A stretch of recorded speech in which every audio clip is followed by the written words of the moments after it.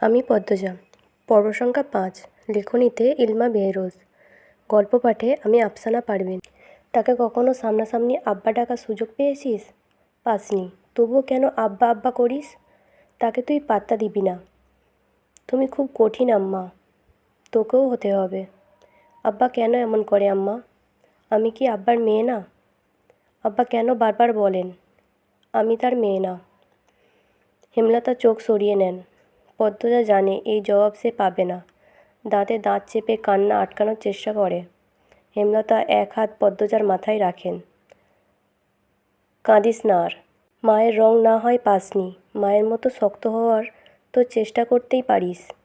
পদ্মজা নির্লজ্জ হয়ে আবার প্রশ্ন করল, আম্মা, আমি কি আব্বার মেয়ে না? বলো না আম্মা। পদ্মজার চোখ বেয়ে জল পড়ছে। খুব মায়া লাগছে হেমলতার। বুক ভারী হয়ে আসছে। তিনি আবেগ লুকিয়ে কণ্ঠ কঠিন করার চেষ্টা করলেন। মার খাবি পদ্ম। কতবার বলবো তুই আমার আর তোর আব্বার মেয়ে। কী নাম আমার আব্বার? কি শান্ত কণ্ঠ পদ্মজার। হেমলতা চমকান, তবে প্রকাশ করলেন না। মেয়েদের সামনে তিনি কখনো দুর্বল হতে চান না। পদ্মজার দিকে ঝুঁকে কণ্ঠ খাদে নামিয়ে বললেন, তোর আব্বার নাম মোর্শেদ মোড়ল। পদ্মজা হতাশ হয়ে দীর্ঘশ্বাস ছাড়ল। মাকে খুব বিরক্ত লাগছে এখন। খুব কঠিন করে বলতে ইচ্ছে হচ্ছে, যাও এখান থেকে, আমার কাছে আর আসবা না, কখনো না। কিন্তু সে এমন ব্যবহার বাস্তবে কখনো পারবে না, কখনো না। রাতে বাতাসে ভেসে আসছে হাসনাহেনা ফুলের ঘ্রাণ। আকাশে থালার মতো চাঁদ, ঝিরঝির মোলায়েম বাতাস চারিদিকে। পদ্মজার চোখের জল শুকিয়ে গেল। হেমলতা ঝিম মেরে বসে আছেন। একসময় নিস্তব্ধতা কাটিয়ে একটা অসহায় কণ্ঠ ভেসে আসলো, মায়েরা তাদের জীবনের গোপন গল্প সন্তানদের বলতে পারে না পদ্ম? পদ্মজা তাকালো। হেমলতা ছলছল চোখে তাকিয়ে আছেন। পদ্মজার কান্না পেল। মানুষটাকে এত নরম রূপে মানায় না। পদ্মজা আশ্বস্ত করে বলল, আমি আর কখনো জানতে চাইব না আম্মা। শুটিং দলের একজনও বাড়িতে নেই। সবাই স্কুল মাঠে গিয়েছে। কদিন ধরে নদীর ঘাটে যেতে না পেরে তৃষ্ণার্ত হয়ে উঠেছে পদ্মজা। এই সুযোগ হাতছাড়া করা যায় না। হেমলতার অনুমতি নিয়ে সে ঘাটে চলে আসলো। ঘাটের সিঁড়িতে বসলো। কয়েক সেকেন্ড পর টের পেল গান বাজছে কোথাও। গানের সুর অনুসরণ করে কয়টা সিঁড়ি নেমে আসে। ঘাটের বাম পাশে বাঁধা নৌকার একজন পুরুষ বসে আছে, হাতে রেডিও। গানের উৎস তাহলে এখানেই। পদ্মজা বিব্রত বোধ করল। উল্টো দিকে ঘুরে ব্যস্ত পায়ে লাহারি ঘরে চলে আসে। পদ্মজা এত দ্রুত ফিরাতে হেমলতা প্রশ্ন করেন, কেউ ছিল? পদ্মজা মাথা নাড়ালো। হেমলতা নিশ্চিন্ত স্বরে প্রশ্ন ছুঁড়লেন, কিছু বলেছে? দেখতে কেমন? না আম্মা, কিছু বলেনি। আমাকে দেখেনি। মাথার চুল ঝাঁকড়া, মুখ খেয়াল করিনি। এইটাই তো লিখনসা নায়ক। পূর্ণা পুলকিত হয়ে বলল। হেমলতা আর কিছু বললেন না। পূর্ণা সারাক্ষণ শুটিং দলটার আশেপাশে ঘুরঘুর করে। হেমলতা বিরক্ত হয়ে পূর্ণাকে কড়া নিষেধ দিয়েছেন আর না যেতে। যদি যায় মার একটাও মাটিতে পড়বে না। পূর্ণা ভয় পেয়েছে। কিন্তু লিখনসা আর চিত্রা দেবী জুটিটা এত ভালো লাগে তার যে শুটিং না দেখলে দম বন্ধ লাগে। তাই সে চুপিসারে টিনের একটা ছিদ্র করেছে। হেমলতা সেলাই মেশিন লাহারি ঘরের পিছন বারান্দায় রেখেছেন। সারাক্ষণ সেখানেই থাকেন। সে সময় পূর্ণা ছিদ্র দিয়ে উঁকি দেয়, শুটিং দেখে। পূর্ণাকে সবসময় দেখতে দেখে পদ্মজার আগ্রহ জাগলো। সে উঁকি দিল। ঝাঁকড়া চুলের মানুষটা একজন অতি সুন্দরী মেয়েকে কোলে তুলে নিয়েছে। দৃষ্টি মোহময়। প্রেমময় গানের সুরধ্বনি বাড়ি জুড়ে। ক্যামেরা ধরে রেখেছেন কেউ কেউ। গানের শুটিং বোধহয়। পদ্মজা অদ্ভুত অনুভূতি অনুভব করল। লজ্জা পেল। চোখ সরিয়ে নিল। চলবে। রাতে ঝড় এসেছিল। লাহারি ঘরের পিছনে তৈরি পথ বন্ধ হয়ে গেছে গাছের ভাঙা ডালপালা দিয়ে। মোর্শেদ রাতে বাড়ি ফেরেননি। হেমলতার একার পক্ষে সম্ভব না পথ খালি করার। তাই পদ্মজা পূর্ণা স্কুল থেকে বাড়ির সামনে দিয়ে ফিরছিল। উঠোনে শুটিং দলে সবাই ছিল। পদ্মজা মাথা নত হয়ে থেমে থেমে কাঁপতে থাকে। পথ শেষই হচ্ছে না। মাথায় ঘোমটা টানা। অনেকেই নজরে পদ্মজা চলে আসলো। মিলন নামে একজন পূর্ণাকে ডাকলো, এই পূর্ণা। পূর্ণা দাঁড়ালো। সাথে পদ্মজা। পদ্মজা শুটিং দলটার দিকে তাকাচ্ছে না। মিলন পদ্মজার দিকে চোখ স্থির রেখে পূর্ণাকে প্রশ্ন করল, পাশের মেয়েটাকে প্রথম দেখছি। আমার বড় আপা। আপন? মিলন ভারী আশ্চর্য হয়ে বলল, 10 দিন হলো এখানে আসার। কখনো পূর্ণা পেমা ছাড়া কোনো মেয়েকে চোখে পড়ল না, কণ্ঠও শোনা যায়নি। তাই বড় বোন বলাতে সে খুব অবাক হলো। পূর্ণা হেসে বলল, আপন। মিলন বিড়বিড় করে বলল, চেহারার তো মিল নেই। সবাই বলে। আচ্ছা যাও। দুই বোন লাহারি ঘরে চলে আসলো। পদ্মজা হাঁপ ছেড়ে বাঁচল। ভেতরটা এত কাঁপছিল। অনেক মানুষের পা দেখেছে, চোখ তুলে মানুষগুলোর মুখ দেখার সাহস হয়নি, তবে ইচ্ছে হয়েছিল চোখ তুলে তাকাতে। বিকেলে হাজেরা আসলো, সবুর মিয়ার স্ত্রী। সবুর দিনরাত গাঁজা খেয়ে পড়ে থাকে, বউ বাচ্চাদের খোঁজ রাখে না। হাজেরা এ বাড়ি ও বাড়ি এটা ওটা চেয়ে নেয়, এরপর 2 বাচ্চা নিয়ে খায়। পদ্মজা খুব মায়া হয় হাজেরার প্রতি। হাজেরা আসতেই হেমলতা পদ্মজার উদ্দেশ্যে প্রশ্ন ছুড়লেন, লাউ গাছে কয়টা লাউ দেখছিস? 9টা আম্মা। পূর্ণা কই? ওরে বল 2টা লাউ হাজেরাকে দিয়ে দিতে, কাঁচা মরিচও দিতে বলবি। পদ্মজার মুখে কালো আঁধার নেমে আসে। হেমলতা পদ্মজার মুখ দেখে বুঝতে পারেন পূর্ণা বাড়িতে নেই, টিভি দেখতে গেছে, তাই না? পদ্মজাকে দ্বিধাগ্রস্ত হতে দেখা গেল। বিব্রতভাবে বলল, আম্মা আমাকে বলে গেছে তুই ওর অভিভাবক। একটু শরীরটা খারাপ লাগছে বলে শুয়েছি, অমনি সুযোগ লুটে নিচ্ছে। আম্মা আমার দোষ, পূর্ণারে কিছু বলো না। পদ্মজার ভেজা কণ্ঠ হেমলতার রাগ উড়িয়ে দিল। তিনি অন্যদিকে মুখ করে শুয়ে বললেন, হাজেরারে নিয়ে যা, ঘোমটা টেনে যাবি, বেগুন বেশি হলে কয়টা দিয়ে দিস। পদ্মজার মন ভরে গেল। তার মা এত বেশি উদার, কখনো কাউকে ফিরিয়ে দেন না। সামর্থ্যের মধ্যে আরও বেশি কিছু দেওয়ার মতো থাকলে তিনি কার্পণ্য করেন না। তবে হাজেরার স্বভাব অভাবে নষ্ট হয়েছে, চুরি করার প্রবণতা আছে। তাই পদ্মজাকে যেতে বললেন। উঠানের এক কোণে এবং লাহারি ঘরের ডান পাশে লাউয়ের মাচা, 9টা লাউ ঝুলে রয়েছে। তরতাজা টাটকা সবুজ পাতা নজর কাড়ে। পদ্মজা বাড়ির দিকে তাকালো না।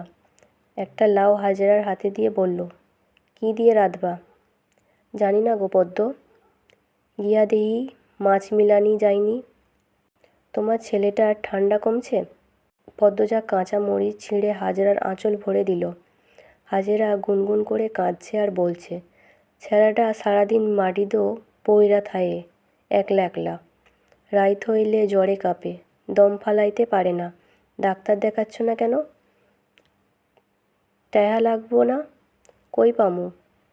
তুমি মাতব্বার বাড়িতে যেও, শুনেছি ওনারা খুব দান খয়রাত করেন।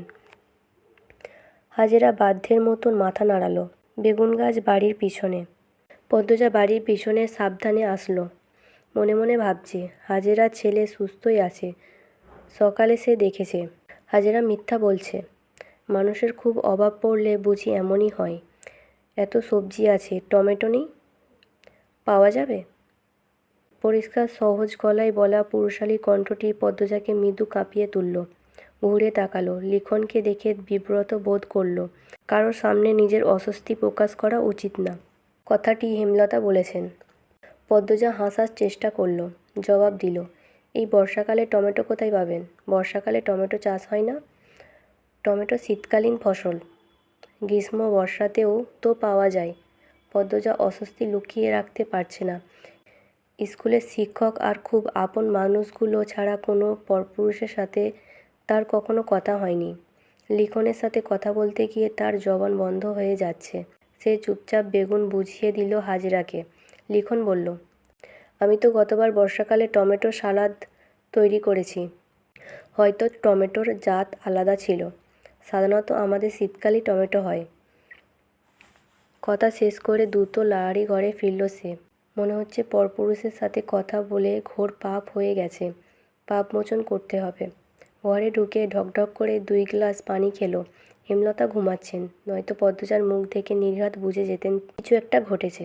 পদ্মজা ভক্তি নিয়ে আল্লাহ তাআলার প্রতি শুকরিয়া আদায় করল। হেমলতা সালোয়ার কামিজ সেলাই করেছিলেন। তখন বারান্দার সামনে একজন পুরুষ লোক এসে দাঁড়ালো। হেমলতা শাড়ি আঁচল মাথায় টেনে নেন। জিজ্ঞাসুক দৃষ্টি নিয়ে তাকান। লোকটি হেসে বলল, আমি মিলন, শুটিং দলের। হেমলতা জোরপূর্বক হাসেন। আর চোখে ঘরের দরজার দিকে তাকান। পদ্মজা ঘুমাচ্ছে। দরজাটা লাগানো উচিত। কোনো দরকার? না, এমনি দেখতে আসলাম। কতদিন হলো আপনাদের বাড়িতে উঠলাম, আর এদিকটায় আসা হয়নি। হেমলতা পেঁচিয়ে কথা বলা পছন্দ করেন না। সরাসরি বলে উঠলেন, এদিকে আসা নিষেধ। আপনাদের বলা হয়নি? মিলনের চোখ মুখে ছায়া নেমে আসে। সে অপমান বোধ করল। আমতামতা করে বলল, ইয়ে আচ্ছা, আসছি। স্থান ত্যাগ করল। যাওয়ার পূর্বে তার তীক্ষ্ণ চোখের দৃষ্টি হেমলতার নজর এড়াতে পারল না। হেমলতা চোখ বুজে জীবনের হিসেব কষেন। এরপর ঘুমন্ত পদ্মজার দিকে তাকান। পূর্ণার চেয়ে পদ্মজার বেশি আগ্রহ শুটিং দেখার। টিনের ছিদ্র আরও 2টা করেছে। লিখনসাকে দেখলে তার মায়াময় কোমল অনুভূতি হয়। এই অনুভূতির নাম সে জানে না। শুটিংয়ে লিখনসা কত ভালোবাসেন চিত্রা দেবীকে। পদ্মজার দেখতে খুব ভালো লাগে। পূর্ণা তেলের বোতল নিয়ে বলল, আপা, তেল দিয়ে দাও না। সোনা বোন, একটু দাঁড়া। পদ্মজা ছিদ্র দিয়ে লিখনসার হাসি, কথা বলার ভঙ্গি দেখছে। লজ্জাও পাচ্ছে খুব। সময়টাকে থামিয়ে দিতে ইচ্ছে হচ্ছে। এই আপা, পরেও তো দেখতে পারবা, দিয়ে দাও না। আর একটু। শুটিং শুরু হচ্ছে, একটু। পূর্ণার বিরক্তিতে রাগ হয় খুব, কিন্তু সে তার আপাকে কিছু বলবে না। তার সব ইচ্ছের সঙ্গী, সব গোপন কথার সাক্ষী তার আপা। সে তার আপাকে খুব ভালোবাসে। মাঝে মাঝে মনে হয় মায়ের চেয়েও বেশি বোধহয় সে তার আপাকেই ভালোবাসে, বা হয়তো না। পদ্মজা মিটিমিটি হাসছে। পূর্ণা তেল রেখে ছিদ্র দিয়ে উঁকি দিল। না, তার এখন ভাল লাগছে না এসব দেখতে। চোখ সরিয়ে নিল। কী রে পদ্ম, কী দেখছিস? হেমলতার কণ্ঠ শুনে পদ্মজা চমকে উঠল, বিরক্ত হয়ে উঠল। ডাকাতি করতে গিয়ে বাড়ির মালিকের কাছে ধরা পড়লে যেমন অনুভূতি হয় তেমন অনুভূতি হচ্ছে পদ্মজার, বা আরও ভয়ঙ্কর অনুভূতি। হেমলতার দৃষ্টি টিনের ছিদ্রে গেল। সাথে সাথে পদ্মজার অনুভব করল তার পায়ের নিচে মাটি কাঁপছে। পূর্ণা ভয়াবহ চোখে একবার মাকে একবার বোনকে দেখছে। ছিদ্রের গুরুত্ব সে। হেমলতা তীক্ষ্ণ দৃষ্টি মেলে 2 মেয়েকে দেখেন। 3টা ছিদ্র দেখেন। এরপর দৃষ্টি শীতল করে বললেন, শুটিং দেখছিলি? পদ্মজা বাধ্যের মতো মাথা ঝাঁকালো। হেমলতার রাগ হলো না। তিনি চৌকিতে বসে প্রশ্ন ছুড়লেন। ছিদ্রের বুদ্ধি পূর্ণার। প্রশ্নটা শুনে পূর্ণার গলা শুকিয়ে আসলো। 1 ফোঁটা পানি দরকার, নয়তো দম বেরিয়ে যাবে। পদ্মজা চৌকিতে চোখ তুলে তাকালো। অসহায় কণ্ঠে বলল, আম্মা, আর হবে না। পূর্ণাকে কিছু বলো না, ওর দোষ নাই। আমি। হেমলতা পদ্মজাকে কথা শেষ করতে দিলেন না। পেমাকে ডেকে জিজ্ঞাসা করলেন, পেমা, তোর আব্বা কই? উঠানে। গিয়ে বল আমি ডাকছি। পেমা ছুটে গেল, আবার ছুটে আসলো। হেমলতা বারান্দা পার হয়ে চুলার দিকে এগোলেন। তখন মোর্শেদ আসলেন। কি হয়েছে? ডাকো ক্যারে? লাহারি ঘরে একটা জানালা করে দাও, মেয়েদের চৌকির পাশে। কাঠ আছে মুরগির খোপের কাছে। কি জন্য? আমি চাইছি তাই। না পারলে বলো, অন্য কাউকে ডাকবো। তেরা কথা কন ছাড়ো। আমার তোমার সাথে ভালো করে কথা বলতে ভালো লাগে না। লাগবো ক্যারে? তোমার তো আমার পছন্দ না। তোমার পছন্দ বিলাই চোখা ব্যাটা ছেঁড়ারে। অহেতুক কথা বলো না। মাসের পর মাস কোথায় থাকো তা আমার অজানা নয়। রোগে ধরলে লতার কথা মনে পড়ে। মোর্শেদ মিনিটখানেক রাগ দেখিয়ে তাকিয়ে থাকলেন। মোর্শেদ ঘণ্টাখানেক সময় নিয়ে 2 ফুট উচ্চতা জানালা করলেন। পদ্মজা পূর্ণা হতবাক, সেই সাথে খুশি। হেমলতা ছোট পর্দা টানিয়ে দেন। রুম থেকে বাইর দেখা যায়, কিন্তু জানালার ওপাশে কে আছে বাইর থেকে দেখা যায় না। সন্ধ্যার মুহূর্তে শুটিং শুরু হয়। পদ্মজা, পূর্ণা, পেমা চৌকিতে বসল চিড়া নিয়ে। তাদের চোখ মুখে খুশির ঝলক। হেমলতা তা দেখে মৃদু হাসলেন। বড় মেয়ে দুটো কখনো মুখ ফুটে শখ আহ্লাদের কথা বলে না। না বলা সত্ত্বেও অনেকবার 2 বোনের ইচ্ছে পূরণ করেছেন তিনি। আর কিছু ইচ্ছে বুঝতে পারলেও পূরণের সামর্থ্য হয়নি হেমলতার। হেমলতার ঘরের বাইরে যেতেই পূর্ণা বলল, আমাদের মায়ের মতো সেরা মা আর কেউ না। তাই না আপা? মায়ের মতো কেউ হয় না। সবার কাছে সবার মা সেরা। আমাদের মা আমাদের কাছে সেরা। লাবণ্যর মা আর ওর ভাইয়ের কাছে সেরা। মনির মা মনির কাছে সেরা। ওরা বলছে। বোকা, এসব বলতে হয় না। না, আমাদের আম্মাই সবচেয়ে ভালো মা। এমন মা আর একটাও নেই। হেমলতার কানে প্রতিটি কথা আসে। পূর্ণা সবার অনুভূতি অনুভব করতে জানে না, পদ্মজা জানে।